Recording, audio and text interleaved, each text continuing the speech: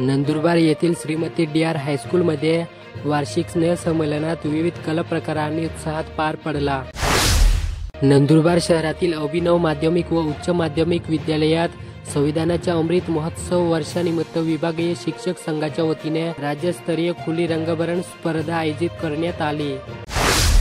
सारंगखेडा येथील ऐतिहासिक दत्त यात्रेच्या सध्याच्या यंत्रयुगातील पारंपरिक शेती अवजारांना मागणी वाढली.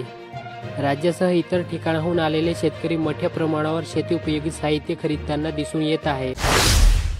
किशोर वयात चुकीची संगत, प्रेम आणि व्यसनाधीनतेसह 18 वर्षाखालील मुले व मुली प्रेमासाठी घर सोडून जात असल्याचे समोर आले. 18 वर्षाखालील मुलगा मुलगी हरवल्यावर पोलिसांकडून अपहरणाचा गुन्हा नोंदवून शोध घेतला जातो. ऑपरेशन मुस्कानच्या माध्यमातून अपहरण, बेपत्ता झालेल्या अनेक बालकांचा शोध घेण्यात आला. तरीही अनेक बालके बेपत्ता आहेत. प्रेमाच्या नादात आई वडिलांना सोडून पळून जाणाऱ्या मुलींना नंतर वाऱ्यावर सोडले जात असल्याचे प्रकारही घडले आहेत.